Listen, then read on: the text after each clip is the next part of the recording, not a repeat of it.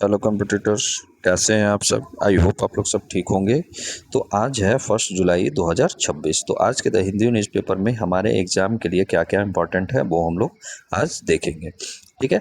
पढ़ने से पहले हम लोग क्या करते हैं कि आज के पूरे न्यूज़ पेपर का क्या करते हैं कि हम लोग आपका हेडलाइंस देखते हैं।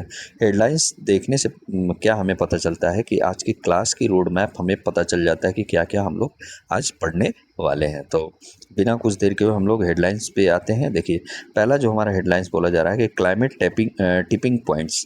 तो ये क्लाइमेट टिपिंग पॉइंट्स होता क्या है ये हम जानेंगे, और ये चर्चा में क्यों आया है।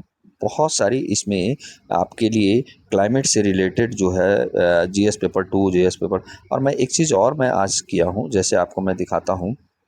जैसे सिलेबस के अकॉर्डिंग कहाँ से आप पढ़ रहे हैं वो भी मैं जानकारी आपको दे रहा हूँ। जैसे देखिए, फर्स्ट जो हमारा है जीएस पेपर 3 से पर्यावरण के बारे में जो दिया गया है, जलवायु परिवर्तन, आपदा प्रबंधन। तो ये जीएस पेपर 3 से रिलेटेड है हमारा पहला न्यूज़। ठीक है। तो इस तरीके से मैं आपको लगाया हूँ। प्रीलिम्स में देखिए, जलवायु परिवर्तन आपको पढ़ना है, महासागरीय धाराएं पढ़ना है, जैव विविधताएं पढ़ना है। यहाँ से क्वेश्चंस आपके बनाए जाते हैं यूपीएससी का। ठीक है। तो ये बात आप थोड़ा सा ध्यान में रखते हुए चलिएगा। आज कुछ नया करने की कोशिश मैं किया हूँ। आप लोग बताइएगा कि किस तरीके से आप लोग को ये आज का कैसा लगा, ये नया थोड़ा सा तरीका जो अपनाने का। ओके। और सेकंड जो आज हमारा जो हेडलाइंस है वो है 1 जनवरी 2027 से आपराधिक न्याय प्रणाली का पूर्ण डिजिटलीकरण होगा। यहाँ पे 1 जनवरी जो 2027 आने वाला है ना, वहाँ पे क्या है, पूरी तरह से हमारा डिजिटलीकरण हो जाएगा आपका जस्टिस। ठीक है। तो देखेंगे कि इसके तहत जो बीएनएस आता है, बीएनएसएस आता है, बीएसएस आता है, ये सारी जो है, जैसे क्रिमिनल प्रोसीजर कोड हुआ आपका, आपका सीआरपीसी, आईपीसी हो गया, आपका एविडेंस एक्ट हो गया। तो इन्हीं का नाम किया गया था अलग अलग, जो संहिता, भारतीय न्याय संहिता आपको किया गया था 2023 में कानून लाकर। ठीक है। संशोधन इसमें कर कर इसके नाम चेंज किए गए थे। तो वो सारी चीज़ें हमें जानेंगे, और उसके बाद हमें ये समझेंगे कि आपराधिक न्याय प्रणाली होता क्या है, ये हम लोग समझेंगे, और इसके पीछे कारण क्या है, और इससे फ़ायदा क्या हो सकता है, और इसके चुनौतियाँ क्या क्या रहेंगी। ओके। देखिए, थर्ड जो हमारा जो न्यूज़ रहेगा आपका है एफसीआरए। ठीक है। फॉरेन कंट्रीब्यूशन रेगुलेशन एक्ट जो है, इसके तहत 2.0 पोर्टल लॉन्च किया गया, एवं ईओसीआई कार्ड जो है आपका, ओवरसीज सिटीजनशिप आपका कार्ड है, उसका शुभारंभ किया गया। तो हम समझेंगे कि एफसीआरए है क्या। ठीक है। उसके बाद ओसीआई कार्ड क्या होता है और ओसीआई क्या होता है, ये सारी हमें डिटेल हम पढ़ेंगे आज। ठीक है। फोर्थ जो हमारा जो न्यूज़ है, ये ईपीएफओ का सेंट्रलाइज्ड आईटी इनेबल्ड सिस्टम जो साइट्स नाम का एक प्रोजेक्ट चलाया गया है, उसके बारे में हम जानकारी लेंगे कि क्या है साइट्स प्रोजेक्ट और ईपीएफओ क्या है, ये हम समझेंगे। ओके। तो आज ये चारों मुद्दा हमें पढ़ना है, जिससे हमें पता चल गया कि आज हम लोग क्या क्या पढ़ने वाले हैं। ठीक है। पढ़ने से पहले मैं एक छोटा सा और मैं इन्फॉर्मेशन देता हूँ आपको, थोड़ा प्लीज़ केयरफुली आप लोग ध्यान दीजिएगा। देखिए, जहाँ से आप वीडियो देख रहे हैं अभी, जो द हिंदू का पेपर देख रहे हैं, आप एनालिसिस देख रहे हैं, उस चैनल का क्या नाम है, variety of exam patterns with strategy. ठीक है। ये हमारा यूट्यूब चैनल है, और ये बहुत जल्द ही आपका वेब्स एकेडमी नाम का एक ऐप लॉन्च करने वाला है। ठीक है। और ये ऐप बहुत जल्द ही आपको क्या करेगा, आपका 4 फाउंडेशन कोर्स लॉन्च करेगा। तो वो कौन कौन सा कोर्स है, ये हम जान लेते हैं। पहला जो हमारा कोर्स रहेगा, ये आपका यूपीएससी सीएसई 2027 और 28 वाले बच्चों के लिए ये फाउंडेशन कोर्स रहेगा। फाउंडेशन कोर्स मतलब होता है कि प्लस मेंस का आंसर राइटिंग, प्लस में आपका मॉक इंटरव्यू टेस्ट भी आपको करवाया जाएगा। यहाँ पे आपका 3 सब्जेक्ट का ऑप्शनल भी चलाया जाएगा, जिसमें आपका पहला जो होगा हिस्ट्री हो गया, ज्योग्राफी हो गया, और आपका कॉमर्स होगा। अगर आप लोग का चौथा जो ऑप्शनल सब्जेक्ट का मांग रहेगा, अगर आप लोग पीएसआईआर का मांग करेंगे, तो वो हम लोग लॉन्च करेंगे। ओके। अब सेकंड जो कोर्स हमारा रहेगा, ये आपका 14वीं जेपीएससी का मेंस का कोर्स रहेगा, क्योंकि ऑलरेडी इसका प्री हो चुका है। ठीक है। जिसमें आपका मेंस प्लस मेंस का आंसर राइटिंग प्लस में मॉक इंटरव्यू टेस्ट आपका रहेगा। वहीं 15वीं जेपीएससी का प्रॉपर फाउंडेशन कोर्स हम लोग लॉन्च करेंगे अभी से ही। ठीक है। और जिसमें आपको पता ही है कि प्री में क्या क्या फाउंडेशन कोर्स में क्या क्या होता है। तो प्री होता है, मेंस होता है, मेंस का आंसर राइटिंग होता है, और मॉक इंटरव्यू टेस्ट होता है।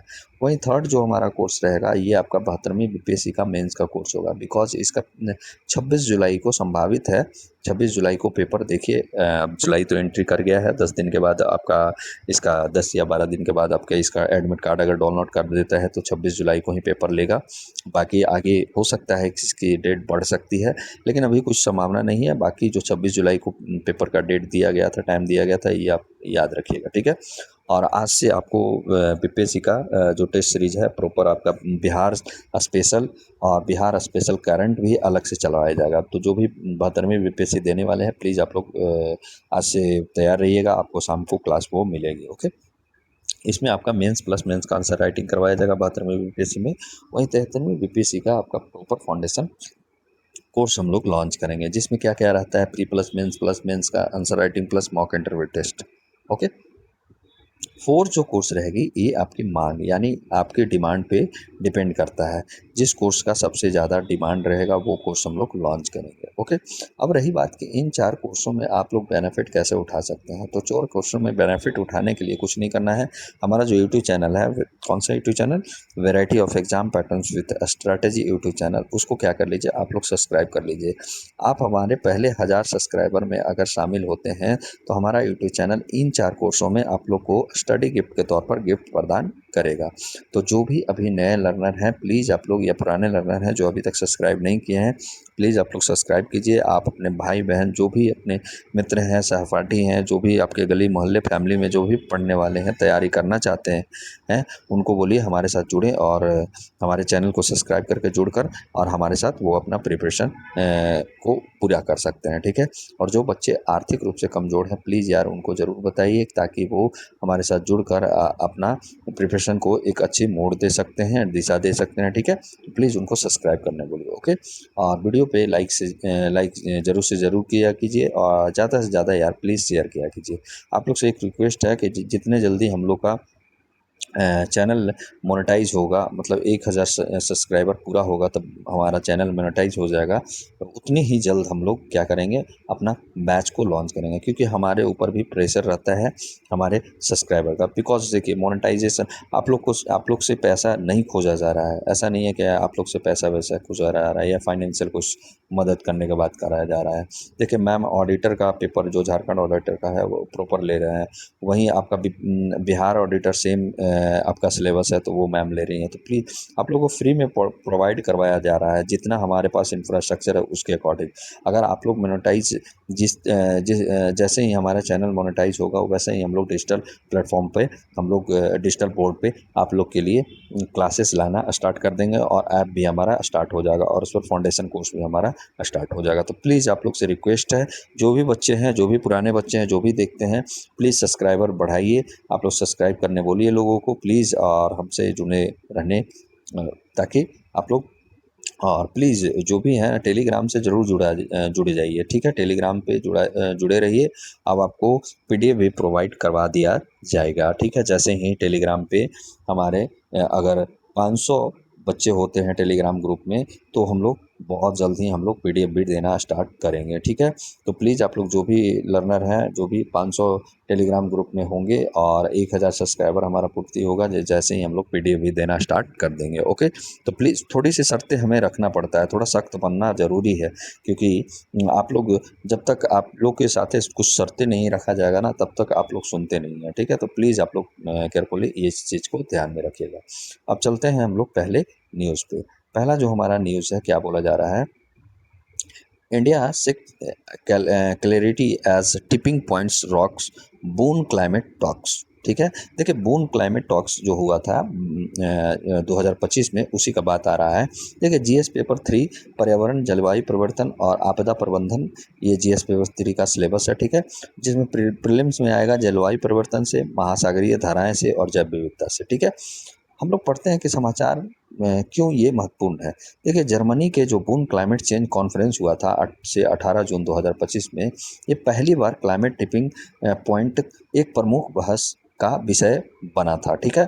ठीक है, भारत ने कहा कि टिपिंग पॉइंट शब्द का प्रयोग सावधानी पूर्वक किया जाना चाहिए, क्योंकि इसकी कोई सर्वमान्य वैज्ञानिक परिभाषा नहीं है। मतलब है कि कोई भी साइंटिफिक इसका आप डेफिनेशन नहीं दिया गया है, वैज्ञानिकों के द्वारा ये ऐसा कोई भी इसकी परिभाषा नहीं दिया गया है। तो ये इसकी जो प्रयोग हो ये शब्द टिपिंग पॉइंट का, इसका सावधानी पूर्वक से किया जाना चाहिए, ऐसा कहा गया है भारत के द्वारा।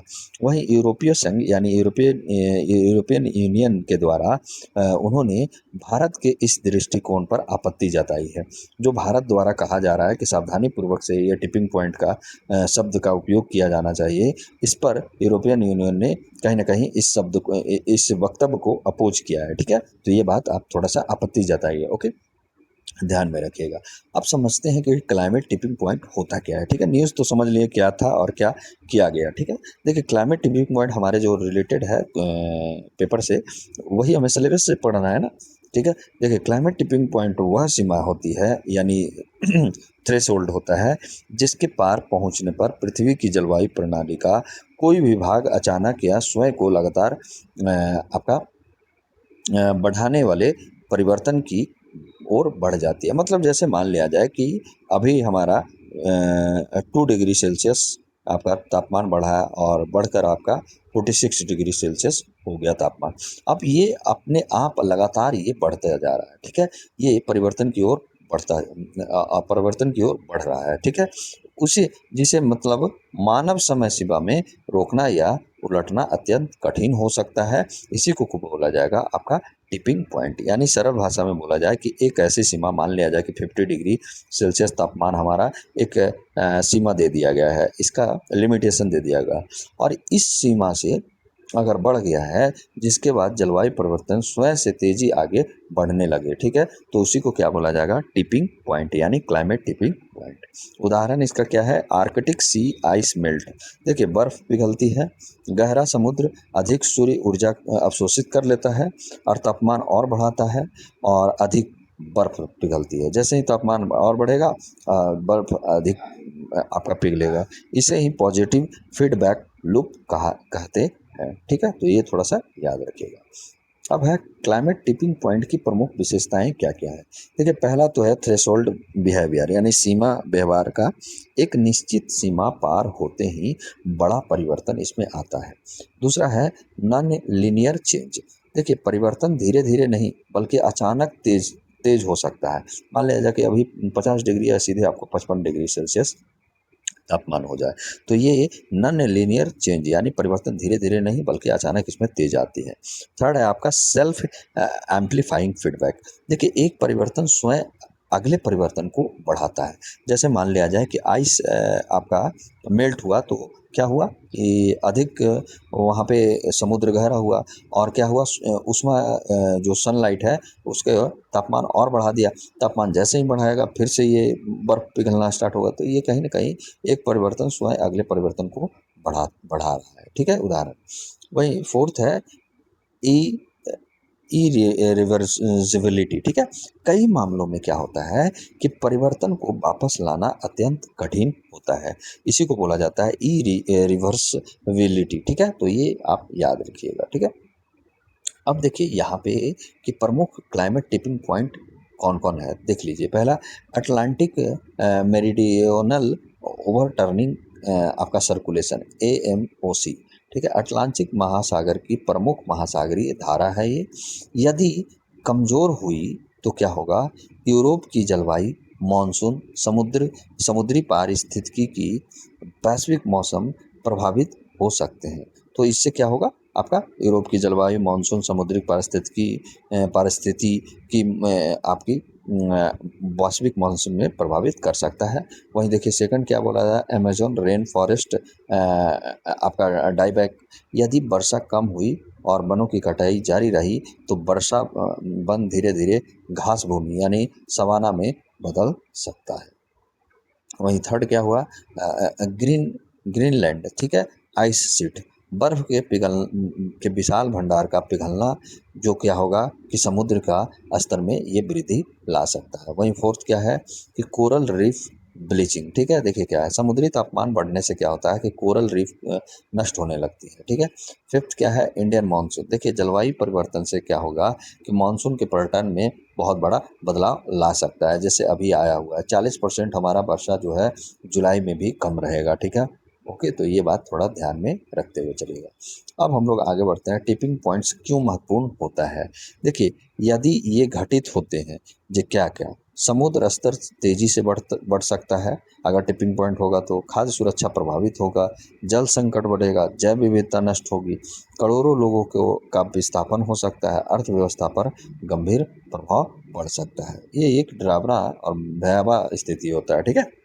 वैज्ञानिक चुनौतियाँ क्या है, तो वैज्ञानिक अभी भी निश्चित रूप से ये नहीं बता सकते हैं कि AMOC कब बदलेगा, अमेज़न कब सवाना बनेगा, कौन सा परिवर्तन अचानक होगा, कौन सा धीरे धीरे होगा, ठीक है। इसके पीछे कारण ये है कि क्लाइमेट मॉडल्स की सीमाएं होती है, भविष्य के उत्सर्जन यानी इमिशन अनिश्चित होते हैं, प्राकृतिक प्रणालियाँ अत्यंत जटिल है, ठीक है।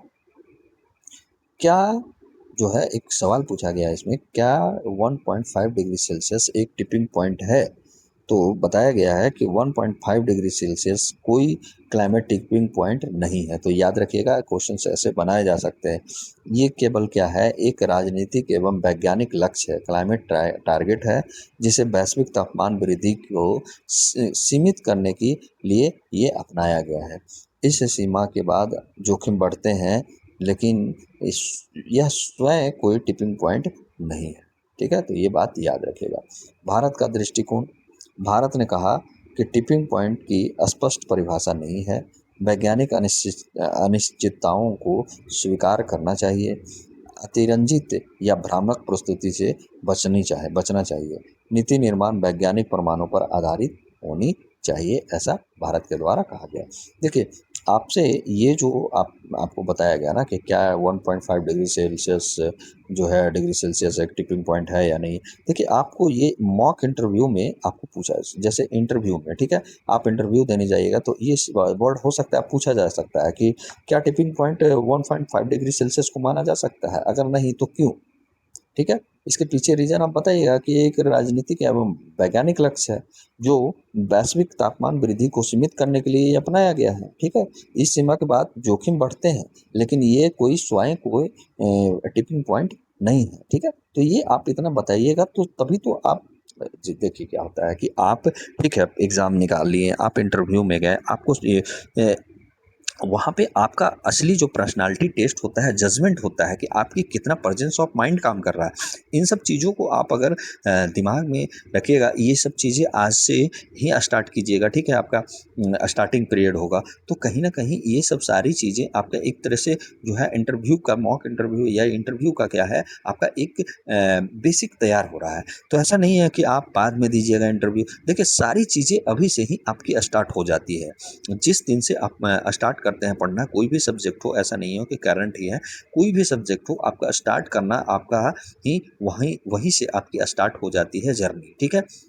ठीक है, आप IAS बनने का, IPS बनने का, ठीक है, SP बनने का, ठीक है, आपका DSP बनने का, ये सारी जो आपकी IFS बनने का, ये सारी जो जर्नी है ना, स्टार्ट हो जाती है। मैं यहाँ पे इसलिए आपको ये जोड़ दे रहा हूँ, ताकि आप लोग देखिए, बहुत सारी जो अभी जो रिजल्ट आया है आपका 17वीं BPSC में, वहाँ यहाँ से आप लोग को, उन लोग को बहुत सारी मॉक इंटरव्यू में भी हेल्पफुल मिला, और उनका जो रियल इंटरव्यू है उसमें भी इनको हेल्पफुल मिला। तो कहीं न कहीं मैं आपको और जोर दे रहा हूँ, ठीक है? क्योंकि ये अभी करंट का मुद्दा है, इसलिए मैं बता रहा हूँ कि वो करंट में मुझे बताया गया है कि नहीं, आपके जो द हिंदू का क्लास से बहुत सारे मॉक इंटरव्यू में और इंटरव्यू जो मेन इंटरव्यू रहता है, उनमें मुझे हेल्पफुल मिला आपके 17वें BPSC। तो प्लीज़ आप लोग भी कोशिश कीजिए, आप लोग भी ट्राई कीजिए, और ठीक है, पढ़ते रहिए और लोगों को बताइए, ठीक है? इसलिए मैं इसमें यहाँ पे जोड़ दे रहा हूँ। देखिए, आगे बढ़ते हैं, भारत का दृष्टिकोण क्या है? देखिए, भारत ने क्या-क्या कहा, ये आपको मैं बता दिया, ठीक है? अब चलते हैं हम लोग यहाँ पे यूरोपीय संघ का दृष्टिकोण क्या है। तो यूरोपियन यूनियन का मानना है ना कि वैज्ञानिक चेतावनियों को कमज़ोर नहीं करना चाहिए। जलवायु संकट गंभीरता को स्पष्ट रूप से प्रस्तुत करना आवश्यक है, ठीक है। और यहाँ पे एक आया था पॉजिटिव सोशल टिपिंग पॉइंट। देखिए, हर टिपिंग पॉइंट नकारात्मक नहीं होता, ये भी आप याद रखिएगा।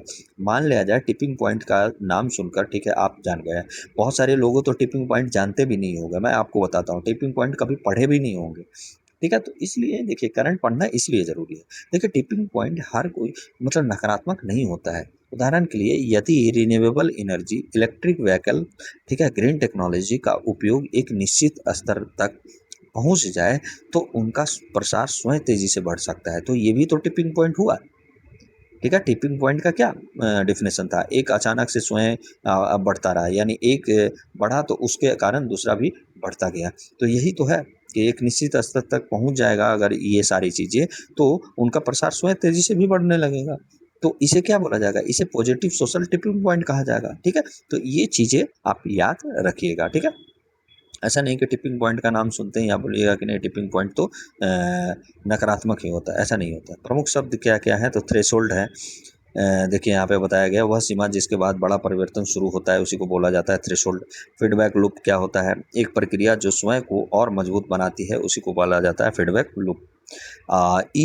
रिवर्सिबल चेंज क्या होता है, जिसे वापस सामान्य स्थिति में लाना अत्यंत कठिन हो, आपका रिवर्सिबल आपका चेंज बोला जाता है। वहीं साइंटिफिक अनसर्टेनिटी क्या होता है, तो वैज्ञानिक प्रमाणों में मौजूद अनिश्चितता। ठीक है, तो ये शब्दें थोड़ा सा ध्यान में रखिएगा। अब इसका एमसीक्यू देख लेते हैं। एमसीक्यू क्या बोला जा रहा है कि निम्नलिखित कथनों पर विचार कीजिए। क्लाइमेट टिपिंग पॉइंट वह सीमा है जिसके बाद जलवायु प्रणाली में स्वयं को बढ़ाने, ठीक है, वाले परिवर्तन शुरू हो सकते हैं। ठीक है, बिल्कुल। 1.5 डिग्री सेल्सियस वैश्विक तापमान वृद्धि स्वयं एक वैज्ञानिक रूप से निश्चित क्लाइमेट टिपिंग पॉइंट है, ऐसा नहीं है। ठीक है, एएमओसी जो है महासागरीय परिसंचरण से संबंधित है, बिल्कुल संबंधित है। तो ऑप्शन नंबर हमारा क्या हो जाएगा, बी हो जाएगा, 1 और 3। ठीक है, और यहाँ पे देखिए कि मेंस का क्वेश्चन आपसे लगा हुआ है। देखिए प्लीज़ यार, आप लोग हमारे टेलीग्राम जो ग्रुप है ना, वेब्स अकेडमी 24, या आपको डिस्क्रिप्शन बॉक्स में भी उसका लिंक है, प्लीज़ वहाँ से जुड़िए। और इन सारे क्वेश्चंस का आप लोग आंसर क्यों नहीं करते हैं, मुझे यही नहीं पता चलता है। अगर आपको मेंस का आंसर नहीं कर पाइएगा तो कैसे आप लोग को एग्ज़ाम निकल पाएगा। अगर आप लोग को दिक्कत होता है तो प्लीज़ आप ग्रुप से जुड़िए, वहाँ से एक चैट वाले ग्रुप में जाइए, वहाँ पर बताइए, आप पूछिए कि हाँ सर, अगर आपको कमेंट में करने में थोड़ा-सा आपको हो सकता है कुछ प्रॉब्लम हो, या आप नहीं करना चाहते हैं, आप शो ऑफ नहीं दिखाना चाहते हैं, तो प्लीज़ ग्रुप चैट में तो वही लोगों के सामने आपको होगा ना जो उनसे जुड़े हुए हैं। तो वहाँ पे तो आप बता सकते हैं ना कि हाँ सर, मुझे ये प्रॉब्लम आ रही है, इस तरीके से मुझे पता नहीं चल रहा है कि किस तरीके से स्टार्ट किया जाए आपका आंसर राइटिंग। मैं प्रॉपर आपका आंसर राइटिंग का भी आपका एक क्लास में ले आऊँगा कि हाँ, इस तरीके से लिखना होता है। कुछ क्वेश्चंस मैं आपके सामने करवाऊँगा। बहुत सारे क्वेश्चंस भी मैं करवाया हूँ द हिंदू में ही। ठीक है? तो प्लीज़ आप लोग लिखिएगा। देखिए क्या है क्वेश्चंस, क्लाइमेट टिपिंग पॉइंट्स क्या है? इनके वैज्ञानिक आधार, संभावित प्रभावों तथा जलवायु नीति निर्माण में इनकी उपयोगिता एवं सीमाओं का समालोचनात्मक विश्लेषण कीजिए, और 250 शब्दों में लिखना है, यानी ये 15 अंक का होगा। तो प्लीज़ आप लोग लिखकर फिर हमारा जो टेलीग्राम है वहाँ पे आंसर आप सबमिट कीजिए, और आपको पर्सनली मैं फीडबैक दूंगा। ठीक है, तो प्लीज़ ये जरूर किया कीजिए। ठीक है, नेक्स्ट न्यूज़ है क्या है, नेक्स्ट न्यूज़ है criminal justice system digital push and for a full roll out by next year. क्या है ये, कौन सा, जीएस पेपर 2 शासन यानी गवर्नेंस से, न्यायपालिका से, ई गवर्नेंस और पुलिस सुधार से जुड़ा हुआ है।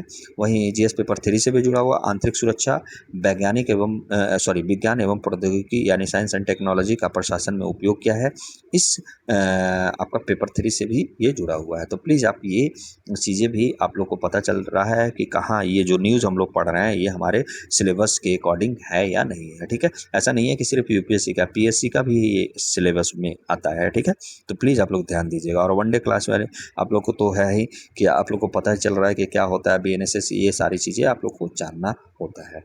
समाचार का सार क्या है, तो केंद्रीय गृह मंत्रालय के अनुसार 1 जनवरी 2027 से नए आपराधिक कानूनों यानी बीएनएस, बीएनएसएस और बीएसएस के तहत होने वाली सभी जांच, इन्वेस्टिगेशन और मुकदमों यानी ट्रायल की प्रक्रिया डिजिटल रूप से रिकॉर्ड की जाएगी। जो भी जांच होगा और मुकदमा दर्ज होगा, ये सारी चीज़ें डिजिटली रूप से रिकॉर्ड की जाएगी। इसके लिए inter operable criminal justice system यानी आईसीजेएस को पूरे देश में लागू किया जा रहा है, जिससे क्या होगा, पुलिस, अदालत, जेल, अभियोजन और फॉरेंसिक प्रयोगशाला एक ही डिजिटल प्लेटफॉर्म से जुड़ी रहेगी, और सभी डेटा को सरकार के मेघराज क्लाउड पर सुरक्षित रखा जाएगा। तो ये मेघराज क्लाउड क्या है, ये भी हम लोग समझेंगे। ओके, न्यूज़ हम लोग समझ लिए। अब इसकी पृष्ठभूमि थोड़ा-सा हम लोग देखते हैं, बैकग्राउंड। देखिए, 1 जुलाई 2024 से भारत में 3 नए आपराधिक कानून लागू हुए थे। भारतीय न्याय संहिता बीएनएस जिसको बोला जाता है, भारतीय न्याय संहिता, भारतीय दंड संहिता जो आईपीसी इंडियन पिनल कोड 1860 का ये स्थान लिया था। वहीं दूसरा है भारतीय नागरिक सुरक्षा संहिता बीएनएसएस, ठीक है? दंड प्रक्रिया संहिता यानी क्रिमिनल प्रोसीजर कोड का स्थान ये लिया था। वहीं थर्ड जो है हमारा क्या है कि आपका भारतीय साक्ष्य संहिता यानी आपका भारतीय साक्ष्य अधिनियम यानी एविडेंस एक्ट का स्थान ये लिया था, ठीक है? तो ये तीनों है। अब इसकी थोड़ी सी पहले हम लोग जानकारी पूरे डिटेल में थोड़ा जानकारी ले लेंगे कि क्या होता है भारतीय न्याय संहिता, कब हुआ, क्यों लागू हुआ, ठीक है? देखिए, भारतीय न्याय संहिता भारत का एक नया आपराधिक कानून है जिसने भारतीय दंड संहिता यानी आपका इंडियन पिनल कोड 1860 का स्थान लिया। यह 1 जुलाई 2024 से पूरे देश में लागू हुआ था। इसका उद्देश्य था कि औपनिवेशिक जो कानून हैं उनके स्थान पर आधुनिक, पीड़ित केंद्रित और तकनीक सक्षम आपराधिक न्याय व्यवस्था स्थापित करना, ठीक है? तो ये आप समझ गए। अब इसकी बीएनएस का प्रमुख विशेषताएं जान लेते हैं। तो देखिए, इंडियन पिनल कोड 1860 का ये स्थान लिया है। कुल इसमें 20 अध्याय हैं और 358 धाराएं हैं। तो ये भी याद रखिएगा। अपराधों और दंड से संबंधित ये मूल कानून है। जो भी अपराध होता है क्रिमिनल और आपका क्राइम से और दंड से यानी आपको संबंधित जो भी है सब्सटेंटिव क्रिमिनल लॉ कानून है ये। संगठित रूप जो संगठित अपराध होता है, ऑर्गेनाइज्ड क्राइम होते हैं, आतंकवाद होता है, टेररिज्म होते हैं, मॉब लिंचिंग होता है, ठीक है? जैसे अपराधों को स्पष्ट रूप से इसमें शामिल किया गया है। छोटे अपराधों के लिए सामुदायिक सेवा यानी कम्युनिटी सर्विस को एक नए दंड के रूप में जोड़ा इसमें गया है। तो प्लीज़ ये ध्यान दीजिएगा, एक साथ आपको मैं करवा दिया हूँ ताकि आपको पता है क्या है कि आपको कहीं भी प्रॉब्लम नहीं होगा। आप जब भी डालिए 1 जुलाई का द हिंदू, ठीक है? आपको ये मिल जाएगा, ठीक है? अब बीएनएस के प्रमुख प्रावधान क्या है? तो देखिए, पूरी तो हम लोग नहीं पढ़ पाए ना, पूरी पूरी हमें लोग को जानना नहीं है। हम लोग पीएचडी नहीं करने वाले हैं हम लोग किसी चीज़ पे। हम लोग को ओवरऑल नॉलेज होना चाहिए। ये खोजता है आपका जो भी हमारा आयोग है ना, ये खोजता है कि आपको ओवरऑल नॉलेज होना चाहिए और ज़्यादा नॉलेज नहीं, पीएचडी नहीं। हाँ, लेकिन हाँ, इतना होना चाहिए कि आप सामने वाला को समझा सकते हैं, खुद समझ सकते हैं, ठीक है? ये नॉलेज हमें होना चाहिए, ठीक है? देखिए, पहला है प्रावधान कि आतंकवाद। पहली बार सामान्य आपराधिक कानून में आतंकवाद से संबंधित प्रावधान शामिल किया गया। तो इसमें याद रखिएगा कि पहली बार सामान्य आपराधिक कानून में आतंकवाद से संबंधित प्रावधान भी शामिल किया। दूसरा, संगठित अपराध भी, जैसे माफिया हो गया, मानव तस्करी हो गया, फिरौती हो गया, साइबर अपराध हो गया, जैसे संगठित अपराधों के लिए विशेष प्रावधान इसमें किया गया है। थर्ड है आपका मॉब लिंचिंग। देखिए, जाति, धर्म, भाषा या समुदाय के आधार पर जो भीड़ द्वारा हत्या के लिए एक कठोर दंड का प्रावधान किया, जिसमें आजीवन कारावास या मृत्यु दंड तक का भी प्रावधान हो सकता है। फोर्थ है क्या है? सामुदायिक सेवा। देखिए, पहली बार जो छोटे अपराधों में जेल या जुर्माना के अतिरिक्त कम्युनिटी सर्विस का प्रावधान किया गया कि आप सामुदायिक सेवा कीजिए, ठीक है? आप अगर छोटा अपराध किए हैं तो, ठीक है? फिफ्थ है डिजिटल साक्ष्य। डिजिटल एवं इलेक्ट्रॉनिक माध्यम से जुड़े अपराधों को ध्यान में रखते हुए आधुनिक प्रावधान ये जोड़े गए हैं। तो ये प्रावधान था। बीएनएस का महत्व क्या है? देखिए, बीएनएस का ही महत्व नहीं, ये आपको चुनौतियां और महत्व ये तीनों के लिए होगा, ठीक है? औपनिवेशिक कानूनों का आधुनिकीकरण हुआ, पीड़ित केंद्रित न्याय प्रणाली हुआ, नए प्रकार के अपराध जैसे साइबर, संगठित अपराध, आतंकवाद का समावेश हुआ, तकनीकी आधार न्याय व्यवस्था को बढ़ावा मिला, समय अनुकूल और प्रभावी आपराधिक कानून इसमें जोड़े गए हैं, ठीक है? चुनौतियां क्या है? नए कानूनों के प्रभावी क्रियान्वयन के लिए पुलिस एवं न्यायिक अधिकारियों का प्रशिक्षण होना जरूरी है। फॉरेंसिक अवसंरचना का विस्तार किया जाना जरूरी है। डिजिटल रिकॉर्ड और साइबर सुरक्षा कहीं ना कहीं चुनौतियां बन सकता है। राज्यों में समान एवं प्रभावी कार्यान्वयन भी चुनौतियां बन सकता है, ठीक है? अब हम लोग देखते हैं आगे इसका भारतीय नागरिक सुरक्षा संहिता यानी बीएनएसएस 2023। देखिए, भारतीय नागरिक जो सुरक्षा संहिता है, ये भारत का नया आपराधिक प्रक्रिया जो कानून है यानी क्रिमिनल प्रोसीजर लॉ है, जिसने दंड प्रक्रिया संहिता यानी क्रिमिनल प्रोसीजर कोड जो है ये आपका 1973 का स्थान लिया है। यह 1 जुलाई 2024 से पूरे देश में लागू हुआ और इसके पीछे उद्देश्य है कि आपराधिक मामलों की जांच, गिरफ्तारी, जमानत और अभियोजन एवं न्यायिक प्रक्रिया को अधिक आधुनिक, पारदर्शी और समयबद्ध बनाना है। अब इसकी प्रमुख विशेषता देख लीजिए तो सीआरपीसी 1973 का स्थान लिया। इसमें 39 अध्याय हैं और 531 धाराएं हैं। जांच और न्यायिक प्रक्रिया में डिजिटल तकनीकों का व्यापक उपयोग हुआ है। इसमें गंभीर अपराधों यानी के लिए 7 या उससे अधिक सजा वाले मामलों में फॉरेंसिक जांच अनिवार्य किया गया है और समयबद्ध जांच एवं मुकदमे पर विशेष जोर दिया गया है। बीएनएस का प्रावधान क्या है तो 0 एफआईआर। किसी भी पुलिस स्टेशन में आप क्या कर सकते हैं, एफआईआर दर्ज कराई जा सकती है। बाद में जो संबंधित अधिकार क्षेत्र है, जो रिस्ट्रिक्शन है, उस वाले थाने को भेज दी जाती है। इससे पीड़ित को तत्काल न्यायिक प्रक्रिया शुरू करने में सुविधा मिलती है। सेकंड है ई-एफआईआर और डिजिटल प्रक्रिया। देखिए इलेक्ट्रॉनिक माध्यम से जो एफआईआर दर्ज किया जाता है उसी व्यवस्था को ई-एफआईआर कहा जा रहा है। इलेक्ट्रॉनिक फर्स्ट इंफॉर्मेशन रिपोर्ट होता है फुल फॉर्म एफआईआर का। इलेक्ट्रॉनिक समन यानी ई समन, वीडियो कॉन्फ्रेंसिंग और डिजिटल रिकॉर्ड को बढ़ावा मिलेगा इससे।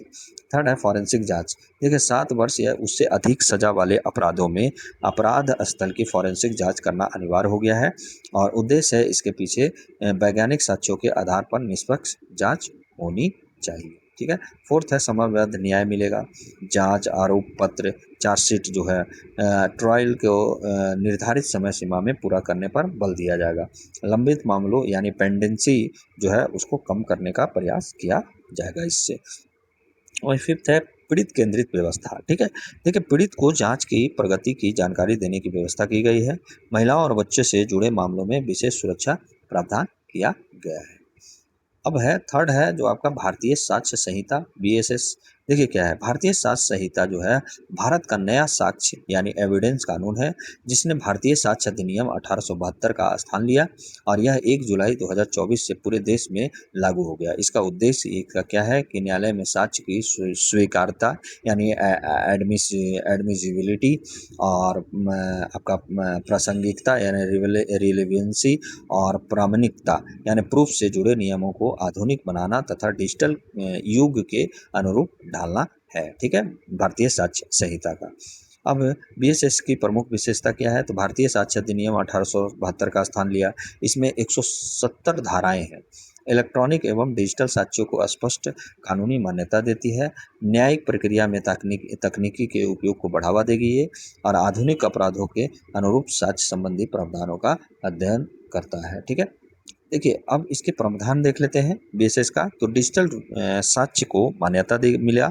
ईमेल हो गया, मोबाइल डेटा हो गया, सीसीटीवी फुटेज हो गया, ऑडियो वीडियो रिकॉर्डिंग हो गया, डिजिटल दस्तावेज हो गया आदि को क्या है साक्ष्य के रूप में स्वीकार करने का नियम स्पष्ट किया गया। दूसरा है इलेक्ट्रॉनिक रिकॉर्ड। देखिए इलेक्ट्रॉनिक रिकॉर्ड को न्यायालय में प्रभावी साक्ष्य के रूप में प्रस्तुत करने की प्रक्रिया को सरल बनाया गया। थर्ड है आपका साक्ष्य की प्रामाणिकता। डिजिटल साक्ष्य की सत्यता और विश्वसनीयता सुनिश्चित करने के लिए कानूनी प्रक्रिया निर्धारित की गई है। वहीं फोर्थ है कि आपका तकनीकी आधारित न्याय। डिजिटल जांच हो गया, ई रिकॉर्ड हो गया और इलेक्ट्रॉनिक दस्तावेज का उपयोगों को बढ़ावा दिया गया है। ठीक है, तो हम लोग समझ लिए बीएनएस क्या होता है, बीएनएसएस क्या होता है, बीएसएस क्या होता है, ये सारी डिटेल हम लोग जान गए। अब देखिए आइए न्यूज़ पर। न्यूज़ में हमारा बताया जा रहा था कि inter operable criminal justice system जो था आईसीजीएस क्या होता है, ये हम लोग थोड़ा सा जानते हैं। उसके तहत ही हम लोग समझेंगे कि ये हम लोग जो न्यूज़ से जुड़े रहेंगे। देखिए क्या है यहाँ पे कि आई यानी inter operable criminal justice system ICGS एक ऐसा डिजिटल प्लेटफॉर्म है जो निम्न संस्थानों को जोड़ता है। कौन कौन संस्थान है? पुलिस को, न्यायालय को, जेल को, अभियोजन को और फॉरेंसिक प्रयोगशाला को। ये सारी चीज़ किसको कौन जोड़ता है? Inter operable criminal justice system. इसके पीछे उद्देश्य क्या है जोड़ने का? तो कागज रहित यानी पेपरलेस कार्य प्रणाली, तेज जाँच हो, शीघ्र न्याय हो, डेटा साझा करना, ठीक है, पारदर्शिता बढ़ाना। ठीक है। अब मुख्य तथ्य क्या है तो पहला तो है कि एफआईआर की स्थिति क्या है। जुलाई 2024 से अभी तक जो है 74.66 लाख एफआईआर दर्ज हुआ है, जिसमें बीएनएस के अंतर्गत ये दर्ज हुआ है। लेकिन केवल 46% एफआईआर ही इलेक्ट्रॉनिक रूप से अदालतों तक पहुंच रही है। तो कहीं न कहीं यहाँ भी लूपहोल है। देखिए दूसरा क्या है, जीरो एफआईआर। बीएनएसएस के तहत जीरो एफआईआर को वैधानिक मान्यता मिल गई है। ठीक है। अब तक 63,572 जीरो FIR हुए हैं।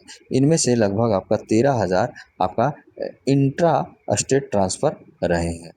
फिर आपका जीरो FIR क्या होता है, तो किसी भी पुलिस स्टेशन में FIR दर्ज कराई जा सकती है, उसका अधिकार क्षेत्र जुरिस्डिक्शन बाद में तय होता है। ठीक है।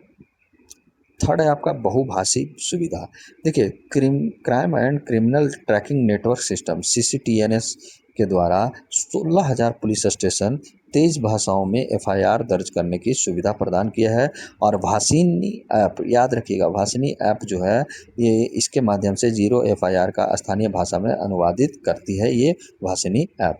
ठीक है, तो ये भी याद रखिएगा, भाषिनी ऐप किसके लिए है, तो जीरो FIR का स्थानीय भाषा अनुवाद करना है। फोर्थ है, देखिए, फॉरेंसिक व्यवस्था किया गया है। फॉरेंसिक व्यवस्था में नए कानूनों के अनुसार 7 वर्ष या उससे अधिक सजा वाले अपराधों में क्राइम सीन की फॉरेंसिक एग्जामिनेशन यानी जांच अनिवार्य हो गया है। इसलिए 2023 में 129 फॉरेंसिक आपका जांच हुआ, 2025 में 154, और यानी 25 नई फॉरेंसिक लैब आपका, साथ ही आपका 700 से अधिक मोबाइल फॉरेंसिक यूनिट्स बनाए गए हैं। ठीक है। पांचवा क्या है, लंबित मामलों में कमी। देखिए, 2023 में प्राप्त मामला 8.44 लाख आया था। वहीं लंबित था आपका 4.64 लाख।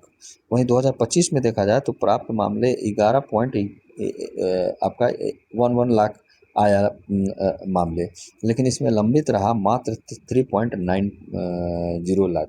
ठीक है। निष्कर्ष है कि मामला बढ़े लेकिन पेंडेंसी कम हुई है। ठीक है। अब देखिए, डिजिटल उपलब्धियां क्या रही है, तो राष्ट्रीय कार्यान्वयन स्कोर जनवरी 2025 में 46.47%, जून में 70.06%, 60 दिन में चार्जशीट, ठीक है, 51% से बढ़कर आपका 67% हो गया। 90 दिन में कंप्लाइंस यानी अनुपालन 40% से बढ़कर 61% हो गया। अन्य उपलब्धियां क्या क्या है, तो 46.5 लाख डिजिटल एविडेंस आपका एड किया गया। वहीं 56.47 लाख ई समन किया गया। ठीक है, तो ये थोड़ा ध्यान में रखिएगा इसकी उपलब्धियों को। अब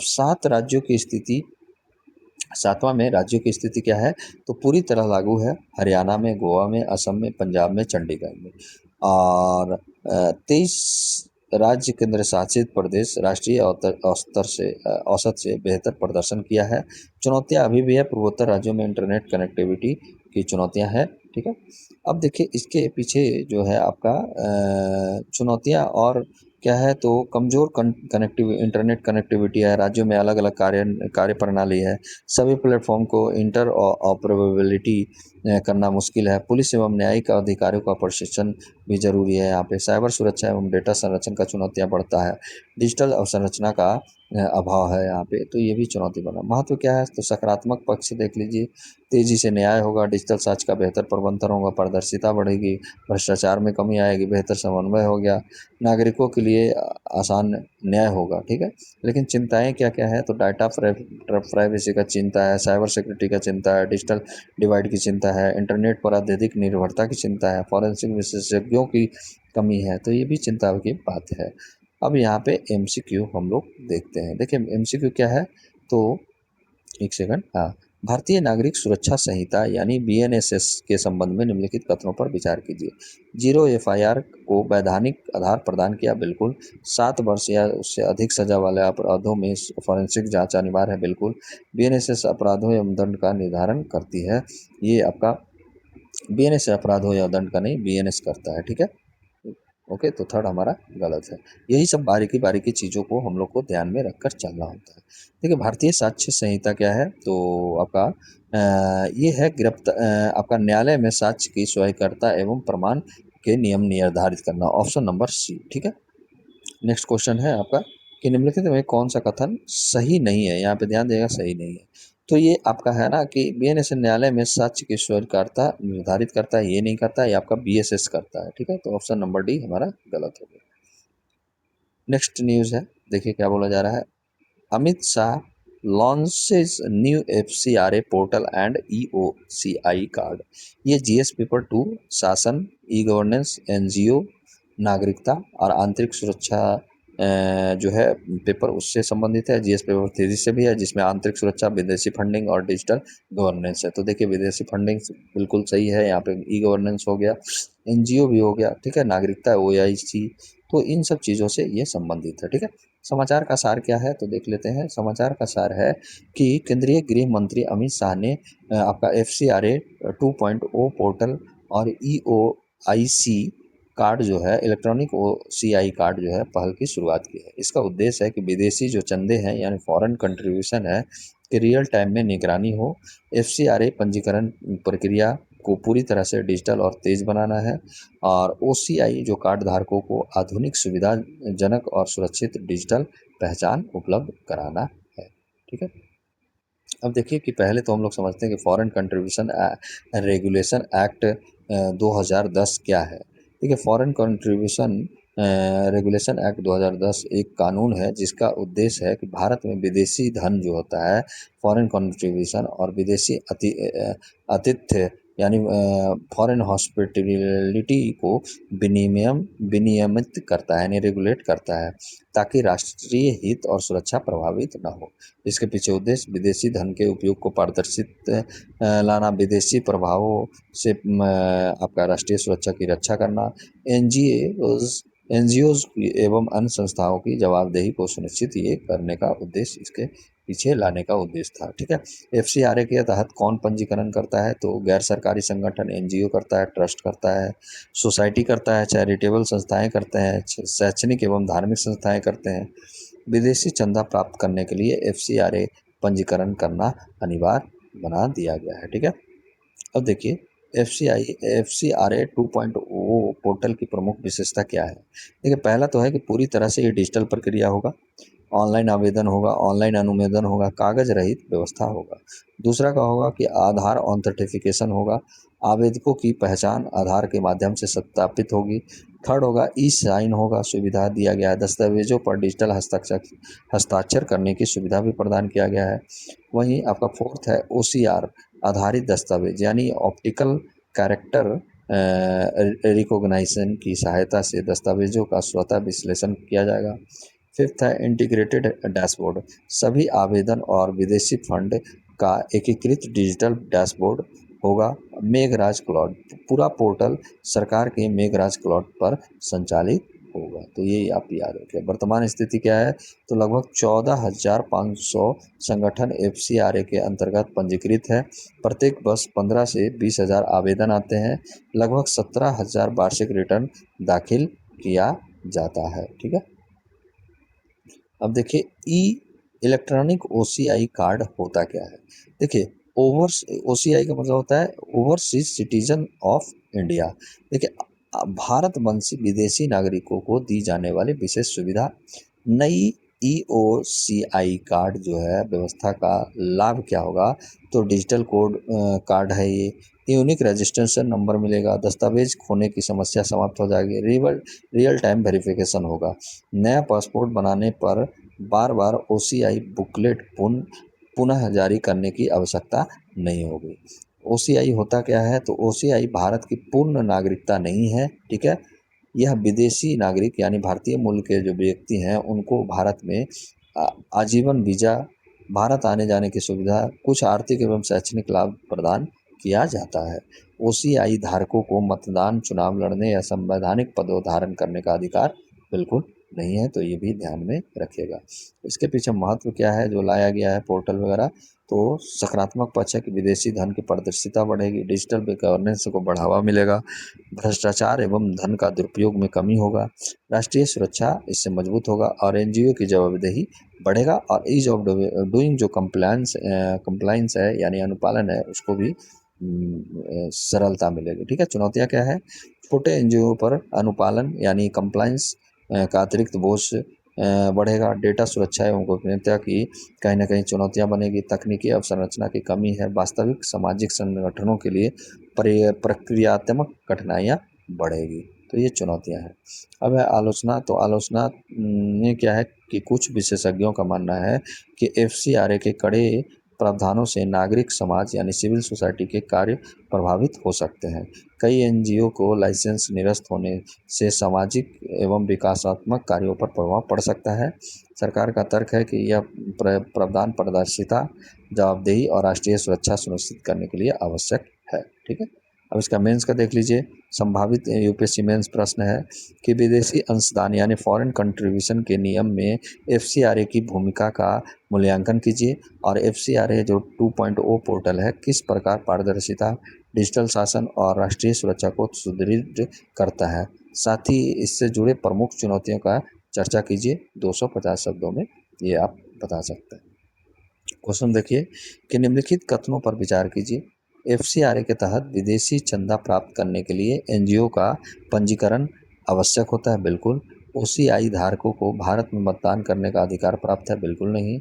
एफसीआरए 2.0 पोर्टल का उद्देश्य विदेशी अंशदान की रियल टाइम निगरानी करना, बिल्कुल। तो 1 और 3 किसमें है, तो ऑप्शन नंबर बी में। ठीक है, नेक्स्ट क्वेश्चन चलते हैं, न्यूज़ चलते हैं। बोला जा रहा है कि what is centres new EPFO upgrade. क्या है, जीएस पेपर 2 से ही संबंधित है जिसमें शासन, ई गवर्नेंस, सामाजिक न्याय, कल्याणकारी योजना। जीएस पेपर 3 विज्ञान एवं प्रौद्योगिकी का प्रशासन में उपयोग और डिजिटल इंडिया। ठीक है, देखिए क्या न्यूज है, समाचार का सार। Employees provident fund organisation, EPFO का फुल फॉर्म होता है एम्प्लॉयज़ प्रोविडेंट फंड ऑर्गेनाइजेशन। इन्होंने ईपीएफओ ने अपने centralised IT enabled system sites जिसको बोला जाता है उस परियोजना के तहत अपने डेटाबेस और सॉफ्टवेयर का उन्नयन यानी database consolidation and software upgrade शुरू किया है। इस प्रक्रिया के दौरान 26 जून से 1 जुलाई तक कुछ ऑनलाइन सेवाएं जैसे PF claim submission, passbook download अस्थायी रूप से उपलब्ध नहीं रहेगी। ठीक है, इस परियोजना का उद्देश्य ईपीएफओ के सेवाओं को पूरी तरह डिजिटल, पारदर्शी, तेज और नागरिक केंद्रित बनाना है। तो ये था न्यूज़। ईपीएफओ है क्या, तो देख लीजिए। Employees provident fund organisation EPFO Bharat सरकार के श्रम एवं रोजगार मंत्रालय के अधीन एक वैधानिक संस्था है। तो प्लीज़ याद रखिएगा कि एक स्टैट्यूटरी बॉडी है और कौन सा मंत्रालय में आता है, तो श्रम एवं रोजगार मंत्रालय के अधीन ये कार्य करता है। इसका फुल फॉर्म होता है एम्प्लॉयज़ प्रोविडेंट फंड ऑर्गेनाइजेशन। इसकी स्थापना कब हुआ था, 1952 में, जिसके पीछे उद्देश्य था संगठित क्षेत्र के कर्मचारियों को भविष्य निधि, ठीक है, पेंशन, कर्मचारी बीमा जैसी सामाजिक सुरक्षा प्रदान करना। ठीक है, तो ये भी हम लोग समझ गए कि ईपीएफओ। अब हम लोग समझते हैं साइट्स प्रोजेक्ट है क्या। देखिए, सेंट्रलाइज्ड आईटी इनेबल्ड सिस्टम जो होता है, सिस्टम यानी साइट्स जो है, ईपीएफओ का एक डिजिटल परिवर्तन कार्यक्रम है, डिजिटल ट्रांसफॉर्मेशन कार्यक्रम है। ठीक है, इसे विकसित कौन किया है, centre for development of advanced computing यानी सीडक के द्वारा ये विकसित किया गया है। साइट्स का उद्देश्य एक राष्ट्रीय डेटाबेस बनाना, सभी ईपीएफओ कार्यालयों को जोड़ना, डिजिटल सेवाओं का विस्तार करना, पारदर्शिता लाना, समयबद्ध निपटान करना और पेपरलेस जो है गवर्नेंस चलाना। ठीक है, पहले क्या समस्या थी, तो पहले समस्या पुरानी व्यवस्था में प्रत्येक क्षेत्रीय कार्यालय का अलग डेटाबेस होता था और सदस्य केवल उसी क्षेत्रीय कार्यालय से जुड़े रहते थे। पीएफ ट्रांसफ़र करने में कठिनाई होती थी। मृत कर्मचारी के नामांकित व्यक्तियों यानी नॉमिनीज को संबंधित कार्यालय जाना पड़ता था। केवाईसी अपडेट में देरी होती थी। एम्प्लॉयर अप्रूवल पर अधिक निर्भरता था। क्लेम्स सेटलमेंट में विलम्ब होता था। ठीक है, अब क्या हो गया कि नई व्यवस्था में साइट्स में तो अब एक राष्ट्रीय डेटाबेस हो गया, सभी कार्यालय एक दूसरे से जुड़ गए। किसी भी ईपीएफओ कार्यालय से सेवा आप प्राप्त कर सकते हैं, ऑनलाइन केवाईसी कर सकते हैं, ऑनलाइन क्वेरी रिस्पॉन्स मिल सकता है, ऑनलाइन क्लेम प्रोसेसिंग कर सकते हैं, डिजिटल रिकॉर्ड आपको मिल सकता है। ठीक है, साइट्स की प्रमुख विशेषताएं क्या है, तो पहला, वन नेशन वन डेटाबेस। ठीक है, अब पूरे देश का एक ही डेटाबेस होगा। दूसरा है कि आपको एक यूनिवर्सल अकाउंट नंबर मिलेगा, आधारित प्रणाली हो गया। सदस्य अपने पुराने यूनिवर्सल अकाउंट नंबर पासवर्ड से ही लॉगिन कर सकते हैं। थर्ड है आपका यूनिफाइड डिजिटल इंटरफेस। एक ही पोर्टल पर आप उपलब्ध है PF balance, service history, pension record, claim status, previous members IDs, KYC, ये सारी एक ही पोर्टल पर उपलब्ध है। फोर्थ है आपका ऑनलाइन क्वेरी जो है आपका रिजोल्यूशन, यदि कोई त्रुटि है तो ईपीएफओ ऑनलाइन प्रश्न भेजेगा, सदस्य ऑनलाइन उत्तर देगा, ठीक है, कार्यालय जाने की आवश्यकता कम होगी। फिफ्थ है आपका फास्टर क्लेम सेटलमेंट, ठीक है, कम क्लेम रिजेक्शन होगा, कम पेपर वर्क होगा, तेज़ी से भुगतान होगा। तो ये इसकी विशेषता है। साइट्स के लाभ देख लीजिए तो कर्मचारियों के लिए कहीं भी सेवा होगा, ऑनलाइन केवाईसी, तेज क्लेम सेटलमेंट होगा, सरल पीएफ ट्रांसफ़र होगा, एकीकृत सेवा इतिहास होगा, ठीक है। कम कार्यालय के दौरे हो सकते हैं। ईपीएफओ के लिए क्या है तो बेहतर निगरानी, डेटा की शुद्धता, कम धोखाधड़ी, तेज कार्यप्रणाली, डिजिटल रिकॉर्ड होगा, ठीक है।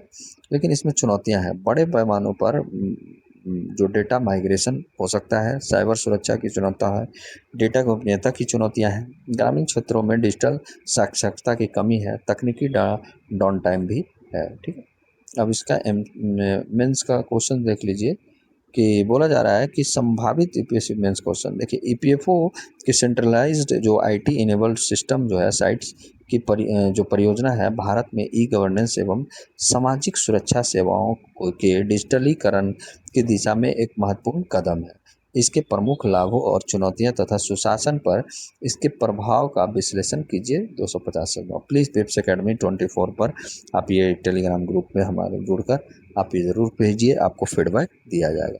इसका एमसीक्यू देख लेते हैं। एमसीक्यू क्या बोला जा रहा है कि निम्नलिखित कथनों पर विचार कीजिए, ठीक है। बोला जा रहा है कि आपको साइट्स परियोजना का उद्देश्य ईपीएफओ के लिए एक राष्ट्रीय केंद्रित डेटाबेस विकसित करना है, बिल्कुल। साइट्स के बाद सदस्य किसी भी ईपीएफओ कार्यालय से अपनी सेवाएं प्राप्त कर सकता है, बिल्कुल। ईपीएफओ वित्त मंत्रालय के अधीन कार्य करता है, नहीं, ये श्रम मंत्रालय, श्रम एवं रोजगार मंत्रालय के अधीन कार्य। तो आपका ऑप्शन नंबर सी हो जाएगा, केवल 1 और 2, ठीक है। तो आज का सेशन कैसा लगा कमेंट बॉक्स में ज़रूर कमेंट करके बताइएगा। और 1000 सब्सक्राइबर का हमारा लक्ष्य है, प्लीज़ आप लोग सब्सक्राइब कीजिए और 4 फाउंडेशन कोर्स में आप लोग गिफ्ट पाइए, ठीक है। तो आज के लिए बस इतना ही। जय हिंद, जय भारत।